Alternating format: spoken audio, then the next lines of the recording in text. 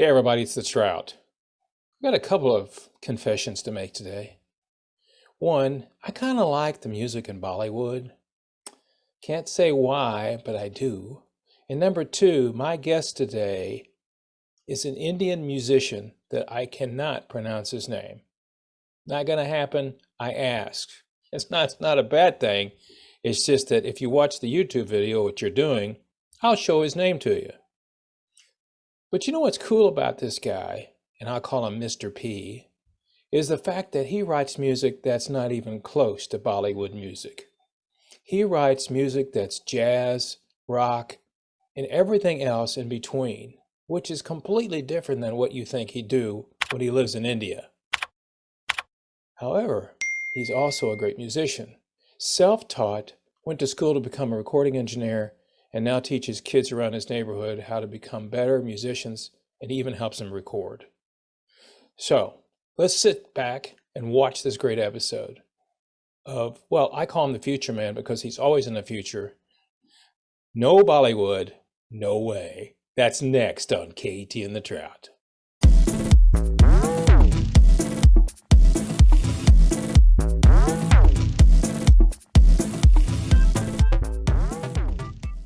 So, Rick, actually, what I do for a living is that I've done my post graduation in sound engineering, Oh, wow. and yeah, I am a trained recording engineer, Cool. and I work with the studios and live sound musicians. I work for movies for recording their Okay. location sound, production sound mixer, and I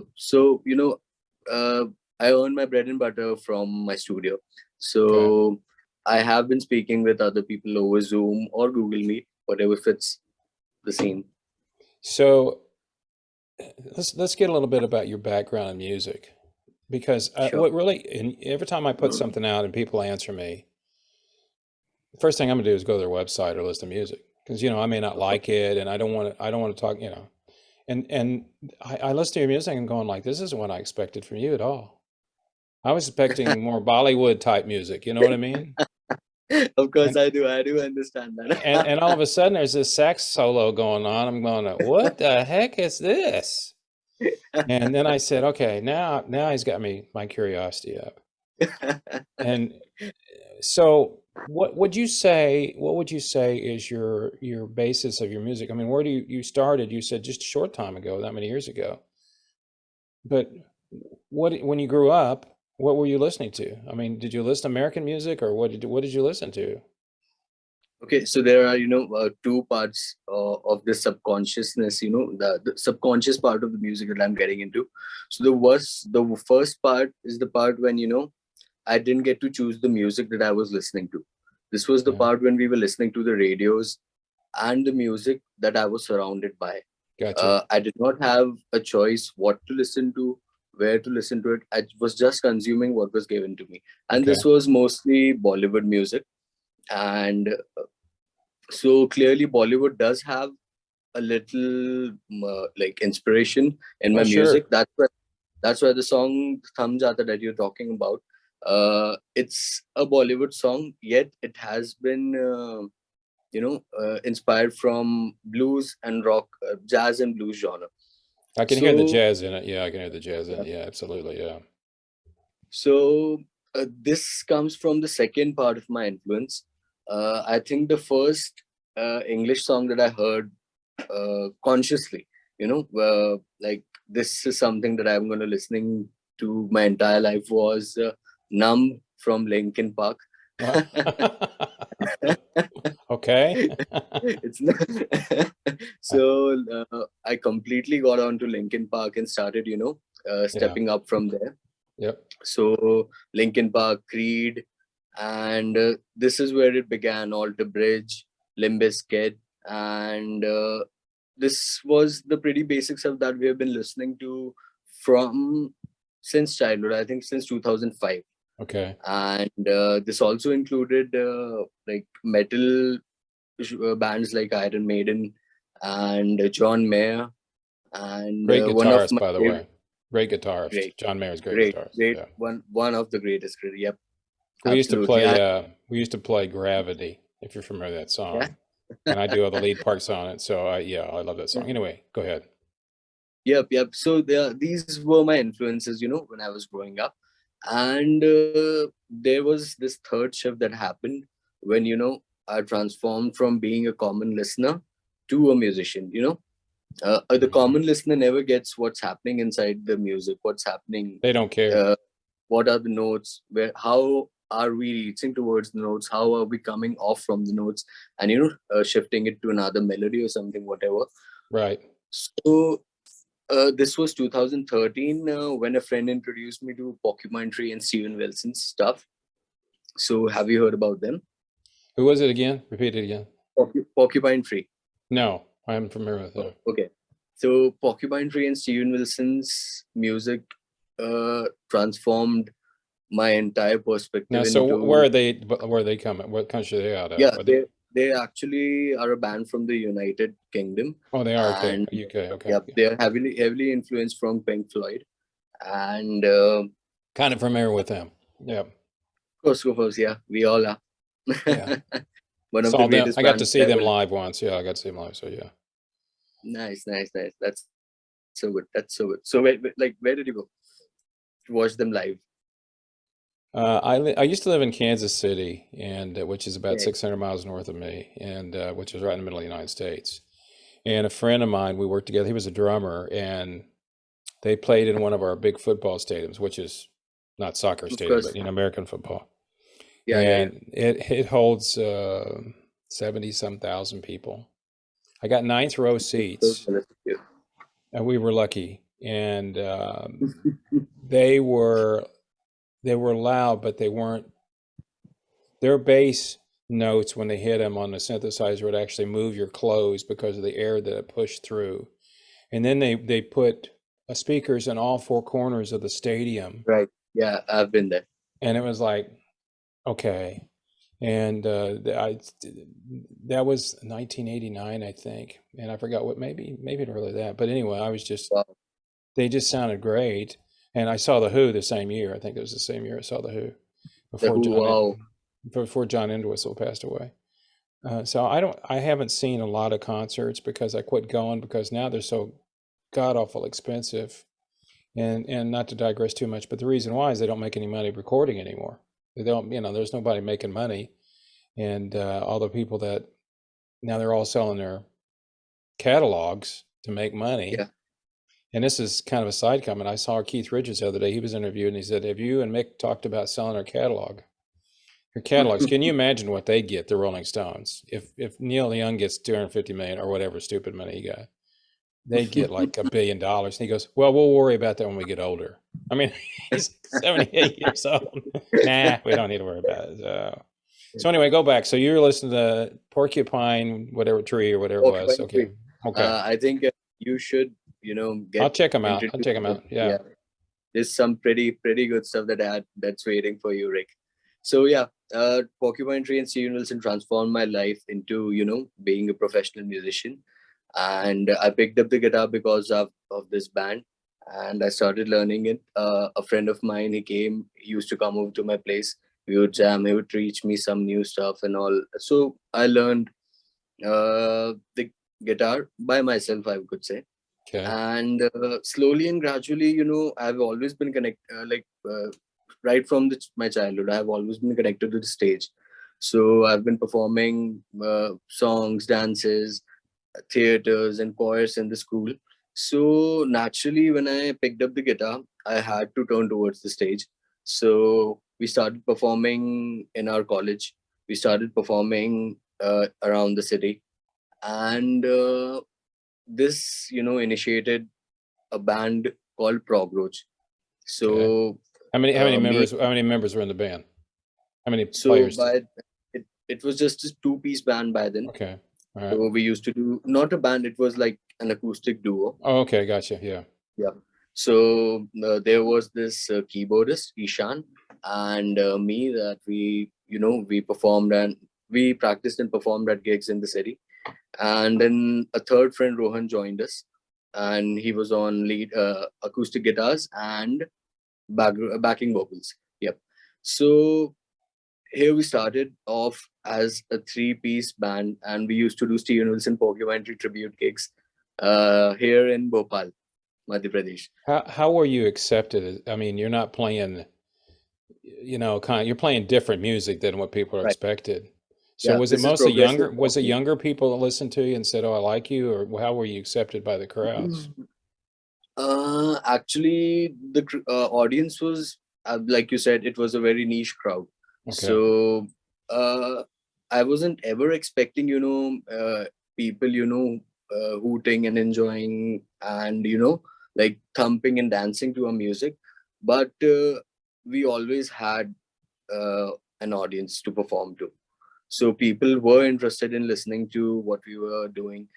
And audience is an issue, but when you're in this stream where you're making music which is not mainstream music, you Yeah. have to give up on this thing, where you're vouching for people to come and join you and all. So this becomes just a small part. What leaves with us, or what we have, is our performances. So the audience was not a major issue by then. We had people, listening to But you us. know what? Of course, Here's the thing. You have to pay your dues, brother. You have to of pay course, your dues. And of believe course. me, when you start at 12 years old, I think the first paying job I got was doing a wedding. I think I got Okay. $25, and I'm, oh my God, $25. Nice. But you have to play places where they don't like you or where they do like you, and it's all part of the maturation process of getting better. And I think Right. when you talk about learning guitar, I took lessons for a couple of years when I was a kid, and then one day I remember going in, and the teacher said to my mom, I can't teach him anything else. And I thought, am I that bad? You know. Oh, But I started in a band when I was 13, and what I learned from that is you just get better when you're in a band because first you off, do. you practice, you practice all the time. And I grew up in a Beatle era, so when I remember when I picked up the guitar and I got the guitar music books and I saw the chords and I went, there's no way I'm ever going to play an F chord. Barring it's not going to happen. I can't do that. Because we've It's all just been like there. you're pressing down going, oh, like that. So you know what it's like. You've been there. Yeah. And so then years as I just progressed through it and got to I was 18, I was in a hot rock band and I started playing the guitar, and that's where it all went. And you just have to pay your dues. And the last band I had, every time I do a band, it's my band. I started up, and I picked and choose. And of course, in what's popular over here, especially in my area now, is tribute bands. Everybody wants a tribute band, so they want a Yep. John Mayer band, or they want an Iron Maiden band, like you said. That's what they Yep. want, or they want a Van Halen band. And I just did not want to do it. And then the band was starting to waver, and they said, "Well, let's do a tribute band." I said, "I don't like tribute bands because you got to play the same stuff every night." Yeah. And my bandmate that played keyboards and guitar, he says, "Why don't we do an Eric Clapton band?" And I went, "I'm a huge Eric Clapton fan." I went, "Okay," because he plays a lot of covers. He's a blues guy. I can do that. So that's kind of where we were when we broke up. And Well, so when you picked up the guitar, you probably did you watch YouTube? Did you have somebody teach you, say, here's a C of course, of chord? course. Yeah. Uh, I get like most of my teachings from YouTube, Yep. and So who do you watch the on first, YouTube? I'm just curious. I'm yeah, the just first curious. guitar teacher and the first song that I learned on the guitar was "Time of Your Life" by Green Day, Okay. and it was taught to me by Marty Schwartz. I was You wondering if must, you were yeah, watching Marty Schwartz. yeah. Good old Marty's pretty Marty. famous. Pretty famous over here, He's got like 3 million people that it's just amazing how big it is. Have you yeah, he's seen an have you seen Rick Beato? Have you looked at yeah. him? I have seen it, but I haven't been learning from him. No, Uh, he's Marty, and then there's a guy in I think then I follow him too. He's got a couple million people that follow him. He's in the Steve Stein. Netherlands. I'm sorry? Steve Stein. I'm talking about Steve Stein. Yeah, I can't remember the guy's name, But Rick is more into telling you how the music is developed, Right. and Rick is, he's a brilliant musician. But yeah, that, here's the thing: as a songwriter,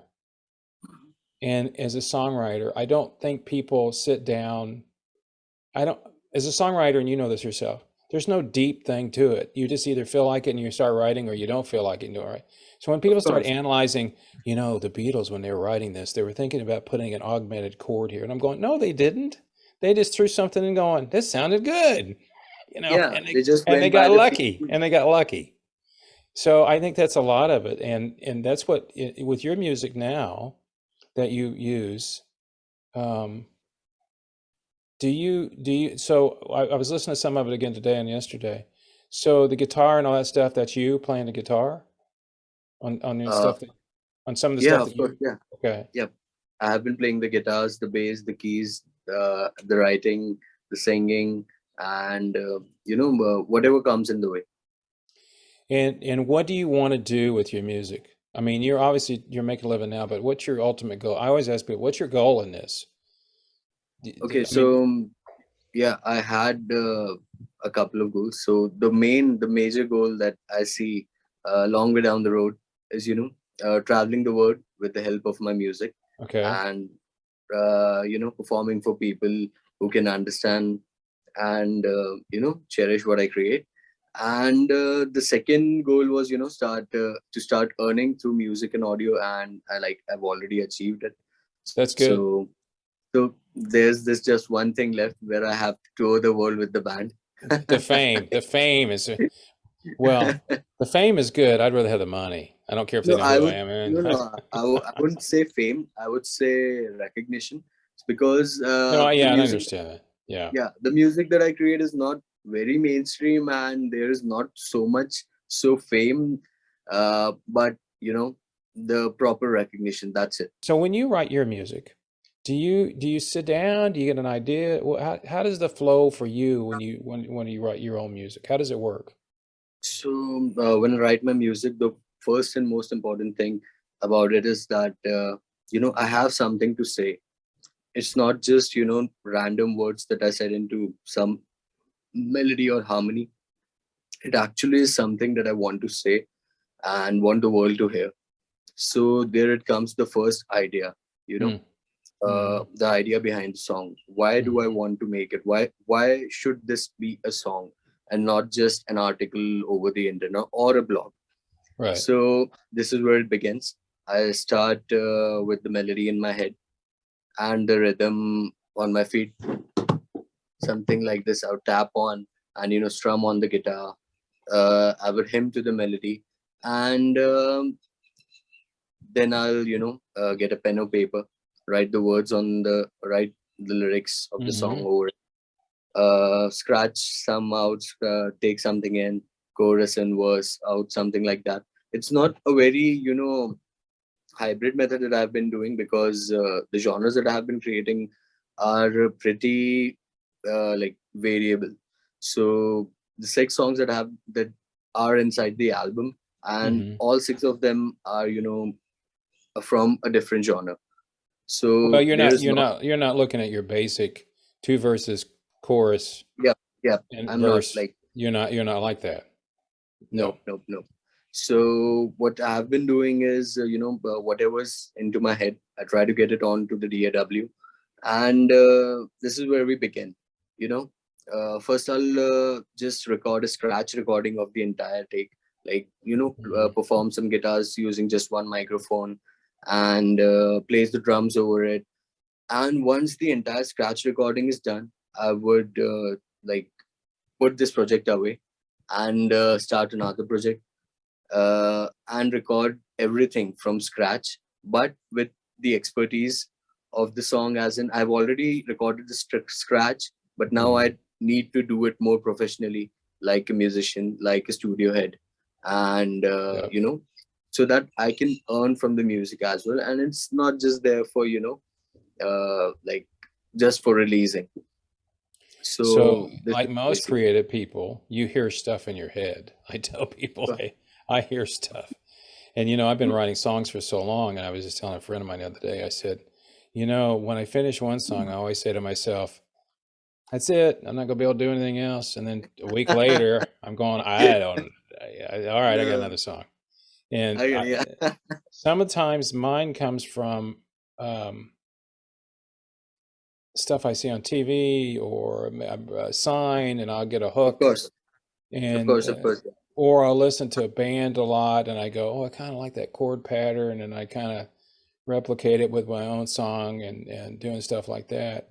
But the thing about it for me, and I'm sure it is the same way with you, is when you start mixing it and you start adding instruments in there, that's when their brain kicks in. And that's what I was telling somebody the other day. Somebody on one of the forums wanted to know the difference between an engineer and a producer. I didn't get into it because I said, if you don't know, then you probably don't know. And but I told a friend of mine, he wants to go to studio, and I said, you go, I'll come and produce it, because you gotta have somebody in charge. And that's the thing for me, is when you produce your own music, you have to be very critical of it, and You then you have to. have to be able to. That's why I always have people listen to it. But most of the problem that I have with most of the friends I have, they don't listen to it like you and I do. They Of don't course, have they do. monitors. I mean, they put it on their iPhone, and I'm going like, dude, you're going to hear. No, I can't. It's going to sound like crap on there. And I tell them, I said, do you have like a stereo system at home? Anything? Well, yeah, I can run it through my TV. Then do that. Even if Because they're running it through their TV or their stereo system, they still cannot figure out what we are doing inside. no, It's just and pretty no, superficial to them. yes, and I'm going like, it's not the same, because it just you're not hearing the mix right, and then I'm going like, so I gave up on that, and so I said, you don't listen to them on headphones, or so that, and I understand from your standpoint, writing music and wanting to do it. I've been driven by that way for decades. And by the way, I need to ask you, how is tomorrow? Is it okay? Everything going to be fine for me tomorrow? Since you're ahead of me, tell me what I said. I always ask people that. How's it like tomorrow? Do you know what stocks I should buy? so, Oh so man. we had some friends of ours living in China, and she was talking to her husband in China. I said, ask him what it's like tomorrow. And she goes, okay, how's it like tomorrow? So, so, but the cool So thing yeah, about what I'm the man from the future. Yep. you're the man from the future. That's exactly right. You're the future man. You should write a song called The Future Man, because that's what I do. I can tell the future. Let's write a song about a man from the We should future. write The Future Man down, and Yeah. we always go to him because he knows what's going on tomorrow. But you have some talent, my friend, and Thank you so that's, much. you need to have that, because I don't care if you got the world's best DAW. I don't care if you got a $10,000 guitar. If you suck, it doesn't matter, and Of you course. have to have that. And so I have to ask you this question, that's on my mind. The sax player, because when you said the guy he's in America, is that what he's an American? The guy who plays Yeah, sax. he's an American. Yeah, he's an American. So how did you find this guy? So actually, a little more about that. So as I said, the album has 6 songs, and there are 24 musicians involved in the entire album. So one of which is Evan Jacobson from New York. And I found this guy over Instagram. He's pretty famous over there on Instagram and TikTok as well. So what he does, he adds saxophone uh, to the songs which do not deserve a saxophone to be there. So perhaps he would add a saxophone on Eminem's song. He would add a saxophone on Ariana Grande's song. He would add a Wow. saxophone on a Snoop Dogg song. So Snoop Dogg. songs, That's fine. yeah. So he makes music. He adds saxophones to songs that don't need them. So I found this guy from Instagram, and I contacted him, and I sent him the song, the scratch recording, and he not the scratch recording, sorry, I sent him the studio version, and I asked him to record a couple of lines. So he was very happy to record them, and I directed him a little bit about how I want the saxophone to be. So he gave me 5 stems, and out of those 5 stems I edited and chopped them, and created a single version out of them. So did he do this for free, or did he charge No, you to of do course it? not. Of course not. Of course not. It wasn't free. He obviously did charge me, but it was a kind of a very nominal fee, and he wasn't very expensive because the kind of talent that he got into the music, the kind of playing that he got into the song, uh, it's priceless. And if I would, if I were to match the price to the talent, it would be so much more than what I paid for. And when That's you the say stuff. it's priceless, it's priceless It is. because they're not going to do the same thing for anybody else. It's only you they're doing it for. Of course, it's And, priceless. and what you're doing is really cool because the fact is you're not sitting home in your studio in India going, okay, I got to call somebody down the street to ask. No, you're asking people all over the world. I am. And Yep. I think people, you can ask me, dude. I'll do the lead part for you. I'll do Of that course, anytime. we are gonna do. We All are you gotta gonna do is tell collab. me what. Don't even have to tell me what keys in. I'll figure that out. But I think that's what's so No, cool about we do have a song pending, Rick. So the man from the future. I'll be writing about it. it. That's right. I know you're gonna work on that now. I know you're Of gonna. Next course, thing you'll yeah, be I am sending me. gonna. Here it is, Rick. Here's the band. But all you gotta do is send me the MP3, and I'll just send the. I'll send the stems to you, because course. I was and I the gentleman's writing the music, and they finished the movie. I said, man, dude, I'm gonna have to send you something. I just feel like the need to do it. So if you could add something to it, because it's hard. I don't think it's hard to find really good musicians. It's It's hard to not that find one. No, but it's hard to find ones that want to play what you want to play. right. And I think that's the really key And part. it also depends on song to song. So what happened with the other song? So there's this second song called In Heaven from the album. I saw that. I And listened to part of that. Yeah. yeah, so In Heaven was also sent to Evan Jacobson for adding saxophone to the song. But what happened was when he shared the stems, uh, it wasn't how it should like how it was supposed to be. Hmm. So in the final version, the saxophone was emitted out and the guitar took over the lead parts. So it's not just uh, the person has to be in harmony with you. Sure. Yeah. Yeah. The, Yeah. Yeah. yeah, it should. He also should be in harmony with the song, the second song, or not the second song. Like each song has a different vibe to it. So it's not very important that the same person would be able to give the same kind of vibe that the song Yeah. deserves. Yeah. I understand that. Yeah, Well, and what you're doing, I think, is interesting from the standpoint that you're outside the mainstream a lot, and it's very lonely out there when when you're yeah, it doing is. that. And with me, I had a friend of mine listen to my last album, and he goes, "Well, you sound like a older." How did he phrase it? It was nice, but it was like it sounds like older rock music, and I'm going like, dude, that's what I grew up on. I can't change my music style. Of course. I may be able to, I don't know, make it a little bit more, proper for the time frame by adding Yeah, some synthesizer or something into it. But that's me. of And course. everybody has their style. Even if you write 10 songs, they all have your style in it. And that's the one thing about writing music. And I think at the end of the day, I want to be happy with, and this is something I'm going to ask you this question. And I know you've got these out there, but do you still listen to them and go, I think I could change it and make it better? Do you still think about the production and go, I mean, seriously, do you do that?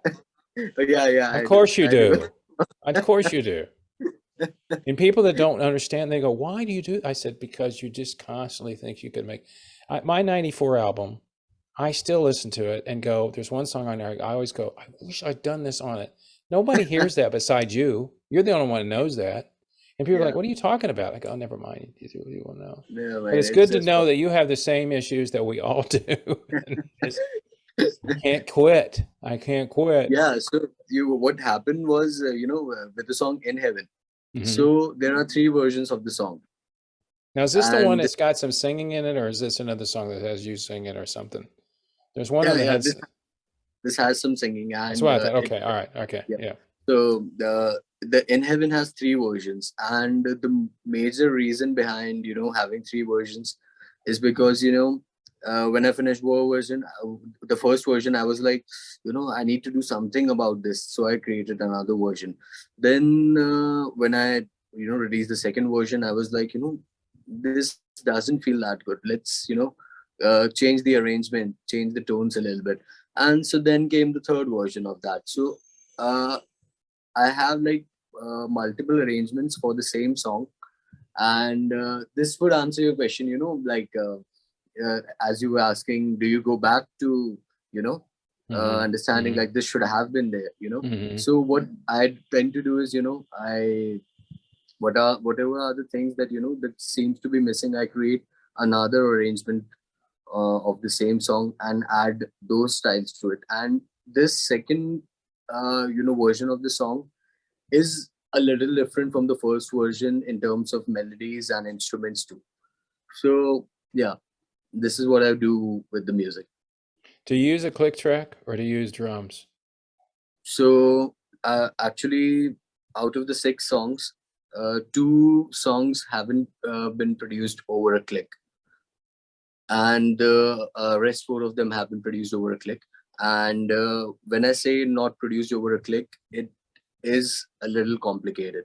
So what happened with the song In Heaven was that uh, it's a very bluesy, groovy, Hmm. and Hmm. suave track. So Yeah. what happened with this is that when I started recording it over the metronome, over click, the song completely lost its essence. The push and pull, the sudden jerks, and the sudden breaks that I would Yeah. take while performing live. Yep. Uh, these were like extremely jolted out because of the metronome. So I tried to record a couple of stems. I did record over the metronome, but it wasn't. It was feeling very robotic.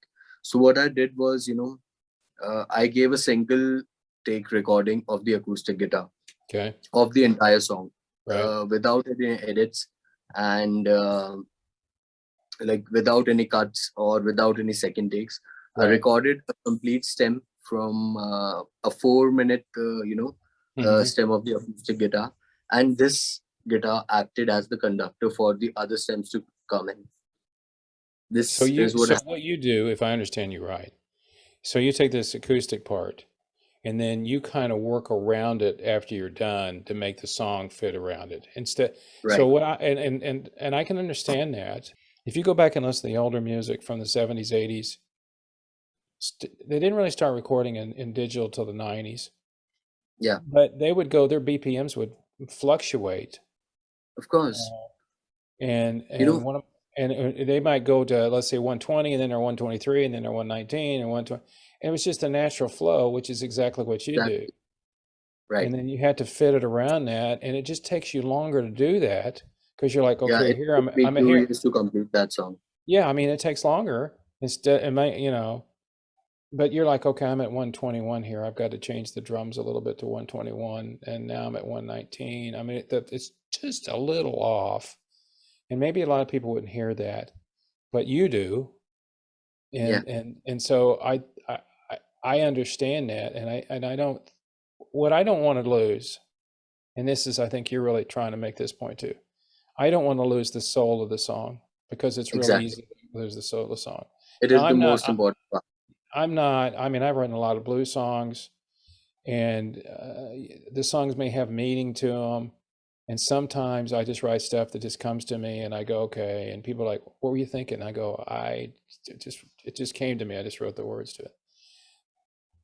But I don't want to lose the meaning of it, and that's the part that's hard for people. For me, is make sure that you don't lose it. And I understand when you say you want to make a message to people, and that message comes in different forms for everybody. And it Exactly. doesn't matter. That's the one thing that music has going for it. If we could, and not to sound political here, but if we could all get along and listen to music, we could all get along, because it's like, it doesn't matter where you are. And Yeah, I think, music unites us. yeah, I mean, it sends you the emotions, and that's the most important thing for me. And the more people like yourself I get to meet, and just like you're spreading your circle of friends out. And once you reach that level where you can go and pick up the phone and go, hey, John, are you busy this weekend? I need you to put a couple of things down. They'll do it because Yeah. they know. And I've worked for a few, I haven't worked with a lot of music celebrities, but I've worked with other celebrities. The key in celebrityism is pretty simple. They can't think you're trying to use them. If they think you're using them, it's over. I mean, Yeah. because everybody wants something from them, they think. And so the closer I get to reaching the epitome of reaching higher level celebrity type musicians, tell me a little about the students that you have. What age group are they that you teach that come to you? Are they teenagers or Uh, the yeah. Most of them have been teenagers, okay? but majority of the students that I've been teaching right now, um, they are more interested in the DAW part of the procedure. And the students that I used to teach earlier were like students for get the guitar. But Okay. now I've been teaching audio engineering, music production, music mixing, music mastering, and stuff related to this to the students. And the age group of these students is around 20 to 38. Oh, okay. 20 to 30. So Yeah, they're older. Yeah, yeah, they're they're not quite old. kids. Yeah. Yeah, and they want to music make music of their own and are very want to be a professional about it as well. You know, something else I'm surprised, and you may be doing this, are you mastering stuff for other people? Do people send you Yeah, music yet and you master it? right. Yeah, I do that. And that's another thing that takes a talent and being I master all my stuff too, and I don't send it out, and if they don't like it, I want it to sound as close to professional as I can, if I went to studio. Now, granted, I'm never going to sound as good because I don't have a $10,000 microphone sitting in front of me. I don't Of course, have, there's limitations I don't have. there are some limitations. But it's still worthy. And the other thing is some of the people I talked to, a friend of mine called me and he said he was in a band I was in. He called me and says, hey, I know you do this recording at home. How do you do all that stuff? And I said, well, and you know this from what you do, there's people that just want to record and they don't care about the details on it. I just want to go and record. They don't care about side chain compression. They don't care about any of that stuff. They don't care. They don't care about compression. They don't care. The limiter, they don't care about it. Then there's people that want to know and go to studio and record. But then there's people like you and me that want to control the whole thing. By the Yeah, time it goes out, we got it all. And as we I got it all. say, but here's the thing, this. The worst thing about it is whatever it is, you're responsible for it. So if they don't like it, you're the one that Yeah, we can't, you're it. There's nobody else to blame, and I have been blamed a couple of times for my production. In fact, so I was so mentally broke down after that episode that this guy from not a guy, he was like former teacher, and he used to teach mixing and mastering and stuff related to audio engineering. So I shared my songs with him, and he told me that. Uh, like he called me weird and the music that I made weird, and he actually refused to work over the songs that I shared with him. was he based So in India or was he based somewhere else? yeah, he was based in India. He was Okay. based in India. Yeah. So I was really broke down. I spent 2 years working on the music on these 6 songs, and when I finally shared it with this guy, he was like, I was completely heartbroken. It was like this, wasn't it? It's like Yeah, stabbing you in the heart, wasn't it? I mean, yeah, exactly. yeah, yeah. And the truth about the fact is that it wasn't, it wasn't that bad. It wasn't bad at all. And I'm talking about the same album that the reason that I'm here for, and I'm talking about this album, the one that he called Weird. And it, what happens is that people, they give their own, responses to your music, Sure they do. and we must not always, fall for what's good and bad. Even if Mm-mm. someone is saying that this is like the best music I have heard, one shouldn't fall for that too as well, You're because 100% right. You're 100% it right. comes and goes. It comes and goes. It's nothing is very concrete about what we do as musicians. No. It's very subjective, and someone would harmonize to your music so much so that they would cry listening to it, and someone wouldn't even bother, getting a second hair over it. So like, this is what happens, like when I started making music, and I spoke with other people. Most of the people, had to, refuse to work because there was something or the else that they did not like about it. But still, Mhm. we are here and we have to keep making music for as long as we can. Yeah, and I'm going to illustrate that with my album I released in February 20 last year, and I had a song on there, and I had 11 songs in there, and this shows you how things are different. So I sent it to a friend of mine. Both these gentlemen are musicians, and I sent it to one of them, and he says to me, "I don't really like that song very much." And I go, "Okay," and I sent the other one. The guy goes, "That's one of the coolest songs I've ever heard." And that's the way it works. It's so Yeah, subjective. that's the way it works. Yeah. And I always tell people that if you listen, if I have 10 or 11 songs on an album and you like one, I'm happy. If you like more than one, I'm really happy. Do I expect Yeah. you to go, I like all 11? No, you might like them kinda, but I don't expect you to go gaga over all of them because it just doesn't work that way.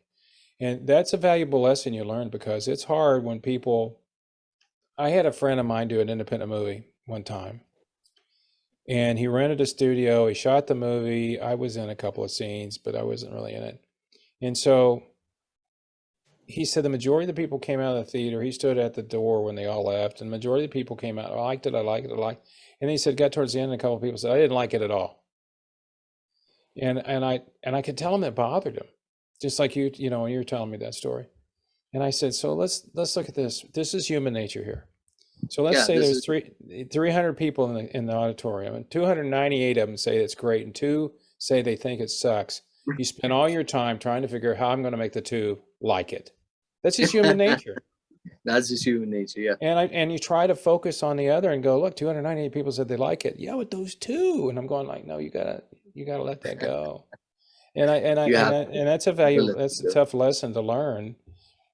And I think what you're doing too and the thing that you're doing is you're teaching something that we couldn't teach 30 years ago. We didn't have DAWs. Yeah. You had to have some bucks to go in the studio. You had to have some money. You had to have a producer. You had to have everybody doing it and spending big bucks. You had to be really good. Yeah, like only the greatest musicians got the chance to work with the studio and a record label back then. Yeah, not people like me. Well, but I think you don't undersell yourself because I think that's where it all comes from. So the people that you teach, I'm just curious, what kind of music are they listening to? Are they wanting to do? They're all very different. They're all very different. So the small kids that used to come up here, they would listen to something like Justin Bieber. And there's one guy called Shubham, and he actually is an intern at the studio as well right now. So he joined in to learn music production in Bollywood music. So he's completely into Bollywood music. And then there were these couple of other students who are majorly into Bollywood music. So most of the people that I meet in India are into Bollywood music and want to, make similar sounding music as well. Are they driven to be famous? Are they driven for the money? They're driven for the fame, or are they just driven because they like the music? I think it's a mixture of all 3 of them. With my students, they are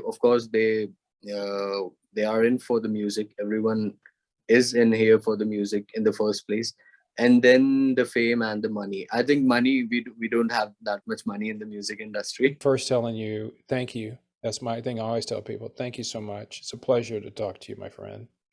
Thank you so much.